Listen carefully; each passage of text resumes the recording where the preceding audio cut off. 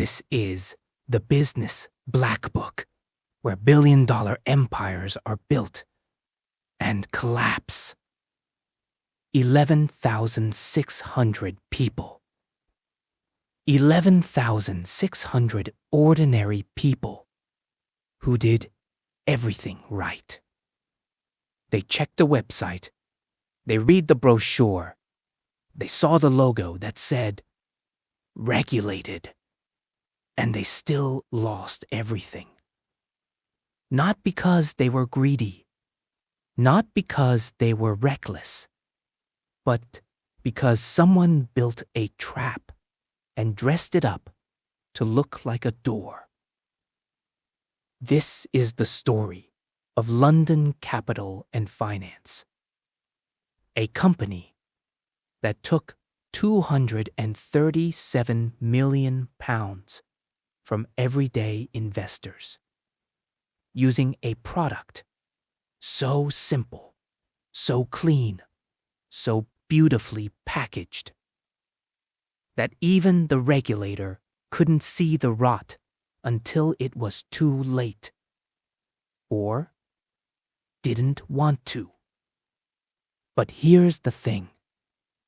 The real scandal isn't the fraud. The real scandal is what was happening in plain sight for years, while nobody did a thing. Stay with me, because this one goes deep. The year is 2012. Britain is still nursing its wounds from the financial crisis. The banks have shown their true colors. The public is furious.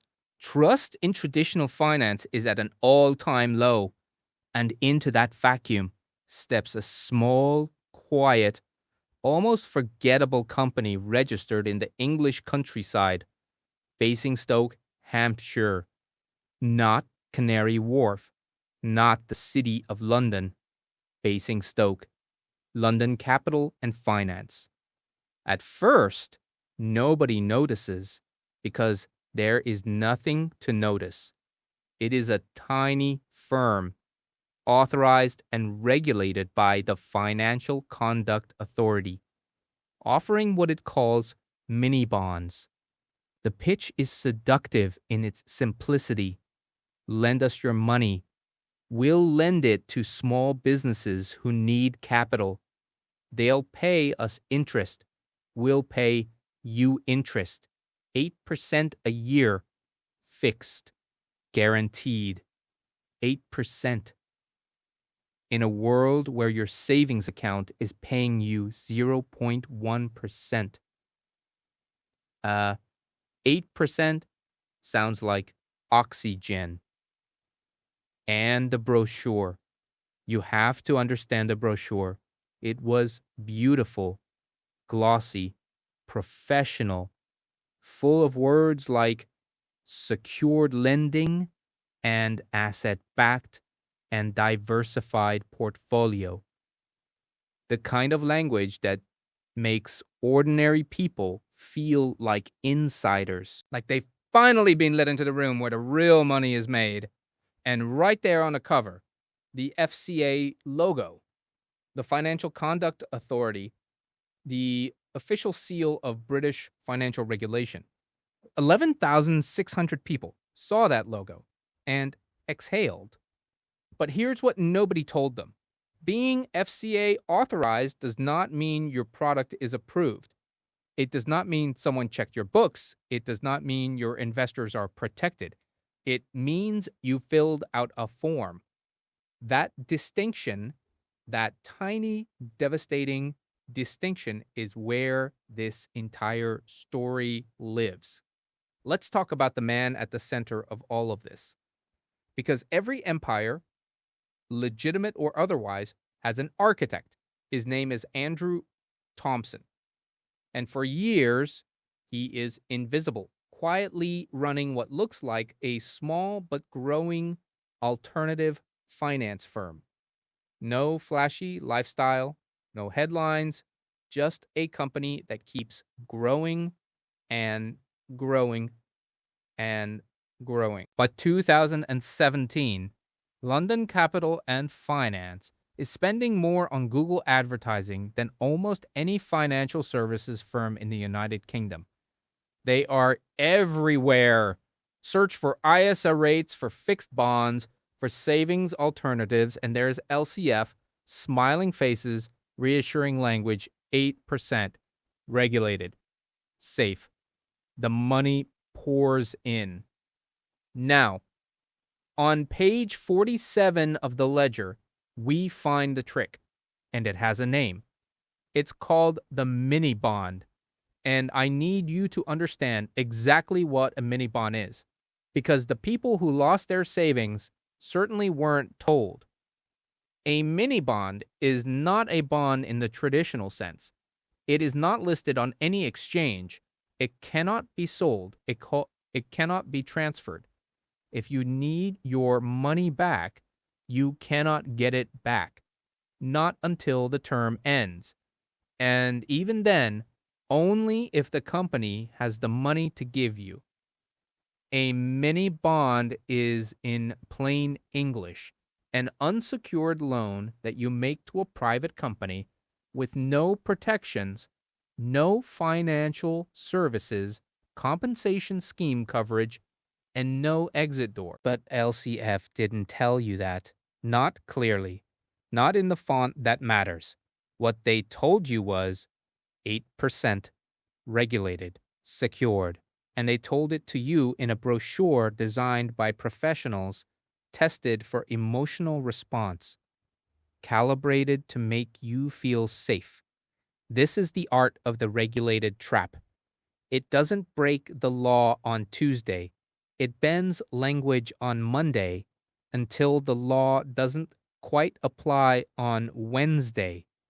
So where was the money actually going?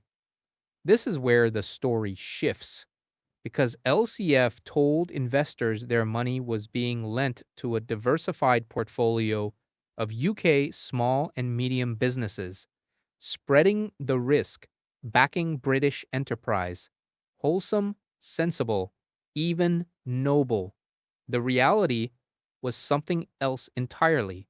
Of the £237 million raised from bondholders, the vast majority flowed not to a diversified portfolio, but to a small group of connected companies, companies linked directly to the people running LCF itself. One company, two companies, a handful of interconnected entities with overlapping directors and shared addresses, all receiving enormous sums of investor money while producing almost nothing of commercial substance in return. There is a word for this, actually. There are several words for it, but the cleanest one is self-dealing. The people responsible for investing your money were investing it in themselves. And 8% return you were being paid every year, that wasn't coming from business profits. It was coming from the next wave of investors. Now, that should sound familiar, because what London Capital and Finance was operating underneath the glossy brochure and the FCA logo and the Google ads was a structure that Charles Ponzi himself would have recognized immediately. New money paying old promises. The whole thing staying alive only as long as the pipeline of new investors kept flowing. But here's the part that makes this different from every other Ponzi story you've heard. This one was registered, supervised, technically legal.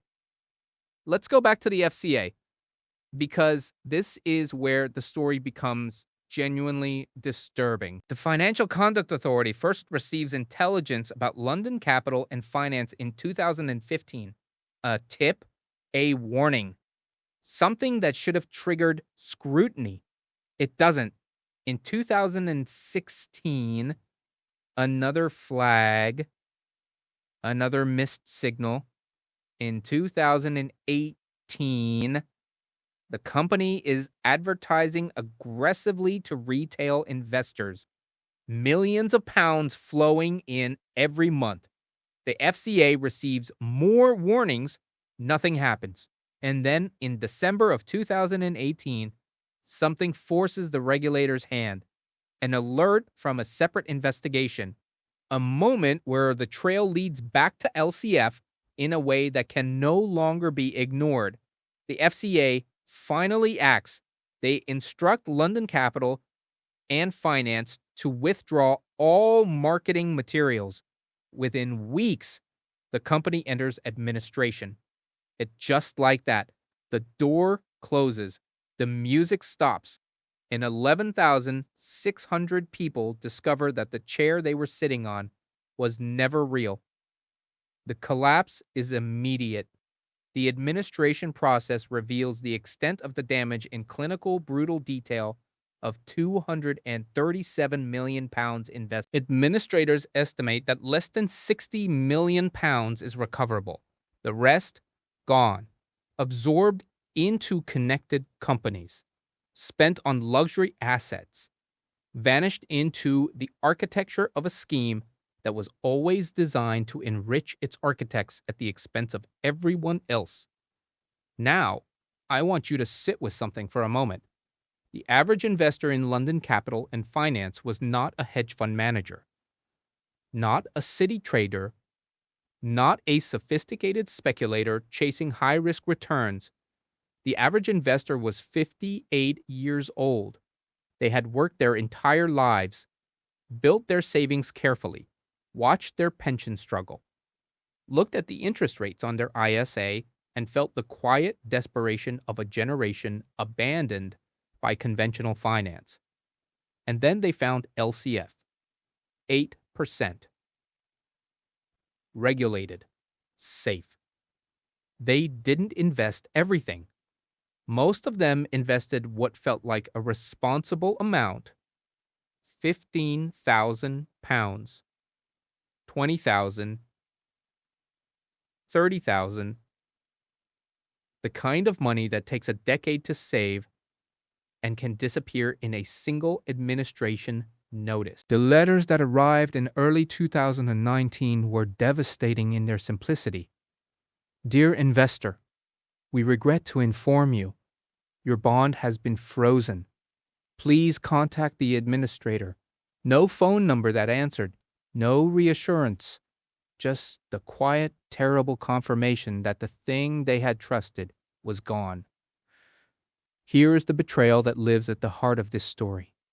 These investors did their due diligence. They checked. They asked questions. They saw the FCA logo and they made a reasonable human conclusion that it meant something. They were right that it meant something. They were wrong about what. The FCA authorization meant LCF could sell financial products. It did not mean those products had been examined, approved, stress-tested, or deemed appropriate for retail investors. It did not mean the regulator had looked inside the books. It did not mean anyone in authority had asked the obvious question, where is all this money actually going? The logo was real. The protection it implied was a fiction the system allowed LCF to create. Dame Elizabeth Gloster's independent review, published in 2020, is one of the most damning official documents in recent British regulatory history. Her conclusion, delivered in the measured language of a senior lawyer who nonetheless cannot hide her findings, is that the FCA fails, not bureaucratically, not marginally, comprehensively. The authority had received sufficient information on multiple occasions to identify that something was seriously wrong with London Capital and Finance. It had the legal powers to investigate. It had the mandate to protect retail investors. It did not act. The reasons are institutional understaffing, poor information sharing between departments, A culture that prioritized not acting on incomplete information over the risk of acting too late. But here's the line from the Gloster Review that will stay with you. The FCA did not effectively supervise London capital and finance. That is official. That is on the record. And it means that the regulatory architecture that 11,600 people trusted with their life savings had a gap in it large enough to swallow them whole. What happened next is its own kind of story. The government faced a unique dilemma. LCF investors were not covered by the Financial Services Compensation Scheme. The mini bonds, by design, fell outside the safety net. Technically, the state owed them nothing. But the reputational arithmetic was impossible. You cannot tell 11,600 people that they were failed by the regulator and also tell them they'll receive nothing. Not in public, not in writing. After years of campaigning, of investors standing outside the Treasury in the rain, waving documents, writing letters, appearing on news programs with trembling hands and quiet dignity, the government announced a compensation scheme up to £85,000 per investor, funded by the taxpayer. A partial victory, a bitter one. Because for many investors, the money recovered does not equal the money lost.